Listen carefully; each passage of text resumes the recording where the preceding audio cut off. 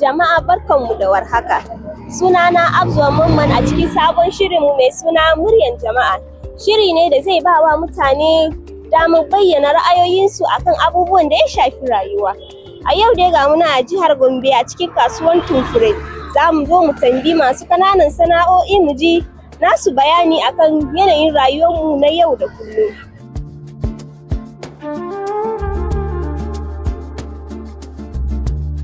Sunana Abubakar. Ina yin sana'an takalma, ina da kaya, ina da POS. Kaga asali da takalmi nake yi, kuma iya takalmin nan ya rike ni, yana biya min dukan wasu Allah yana biya min, amma ta hanyar shi wannan takalmin dukan wasu bukatu na ba ni da wasu matsala. Amma yanzu dole ta sa sai da na jona takalmi, na jona kaya, na jona POS, wanda duka in an hada su ba su taru sun yi wancan takalmin da da asali ni nake ba gaskiya. A da wuya ka zo ka zauna ka yi minti 5, minti 3 baka samu kwastoma ya zo ba, amma yanzu sai kai awa ɗaya ma kwastoma bai zo ba gaskiya. Iya monifon ne suke cajar mu, amma yanzu abin ya hada har da gwamnati tana cajar mu idan mun yi transaction ya kai 10,000 za a cire naira 50. Sannan su ma kuma a yanayin da ake cajin mu ya sha bamban, su ma kansu kamfanin da muke using da shi kenan. Yanayin yadda suke cajar mu a da yanzu ya fi haka gaskiya sosai ma. Na Rumai Sa'udelo, sannan kuma ina sayar da kayan miya. Duk abin da ya shafi kayan miya irin su albasa, attarugu, kayan miya dai kawai ina sayarwa. Farkon farawa na da yanzu ba ɗaya bane.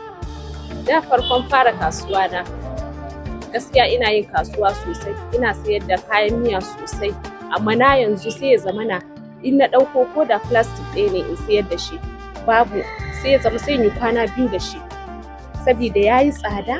Sannan kuma bayan haka babu kuɗin da za a cire a sayi kayan miyan babu, ga kayan miyan ya yi tsada, to sai ya zama na kawai kasuwan ya zama kamar ya kwanta ne haka, babu da ciniki. Assalamu alaikum. Sunan ka ne ma sana'ar da kake yi? Sadiq, sana kuma sayan mangoro. Ke za ka iya gaya mana game da yanayin da rayuwa ya yi tsada? To rayuwar dai yanzu sai a hankali, mu roƙi Allah kawai. Allah ya kiyaye mana. Kuma Allah taimake mu da wannan tsadar rayuwa. Muna godiya.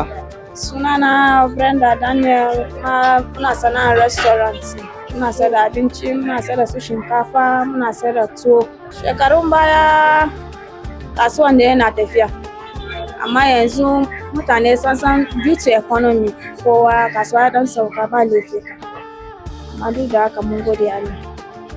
Da in kin je kasuwa kina sayan shinkafa nawa kuke saya, da kuma yanzu in kin je nawa kuke saya? Da mukan siya buhun shinkafa 30-something thousand, yanzu kuma muna siya 120, 115. Kai sa ka samu na 110 biyu.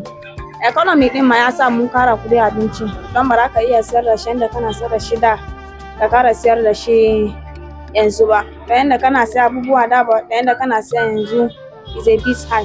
Sometimes 3 or 4 inda kana siya da, so definitely zai affecting kwastomominka. Sun saba ci mai araha, yanzu kuma ka kara kudi, ba kowa bane kudin shi ya kai abun da kana sayarwa, kuma wasu za su so siya but due to lack of money ba za su samu siya ba due to economy. Masu kallo kun dai ji ra'ayoyin jama'a da muka musu tambayoyi, daga mai sayar da POS, mai sayar da kayan miya har da mai sayar da mangoro.